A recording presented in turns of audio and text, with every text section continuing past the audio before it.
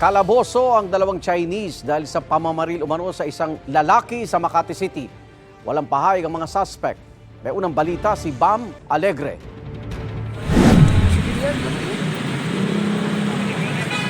Sa cellphone video na ito mula sa pulisya, kitang natuntun nila ang isang kotse na may lamang mga baril. Dalawang lalaki ang sakay nito. Pinadapa sila sa kalsada. Ayon sa Southern Police District, suspect ang dalawang lalaking pawang mga Chinese sa pamamaril sa isang lalaki sa open parking lot na isang building sa Makati City. Initially, nakuha na natin yung mga pangalan, mga Chinese nationals ito.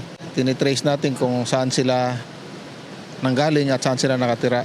Base sa investigasyon, hindi tinamaan ang target nilang lalaki at sa kotse tumama ang mga bala ng baril. Hindi humarap sa kamera ang biktima. Ayon sa pulisya, nasa maayos siyang kalagayan at nakikipag-ugnayan sa kanila. Ang tangkang pagpatay sa biktima nasaksihan ng isang empleyado sa gusali. Si sir namin po, pauwi na po. Tapos nung umandar na po yung sasakyan niya na paano na po dito. Tapos may bigla pong tao na tumakbo, biglang binaril-baril po si boss po namin. Pagtapos niya po na binaril po si sir, biglang tumakbo po doon sa labas po. May nag-aantay na po na sasakyan. Okay naman pa sa awa ng Diyos po. Patuloy ang investigasyon ng pulisya sa motibo ng mga suspect. Sasampahan sila ng reklamong attempted murder at illegal possession of firearms. Hindi nagbigay ng pahayag ang dalawang suspect na sumailalim din sa medical evaluation. Ito ang unang balita, Bam Alegre para sa GMA Integrated News.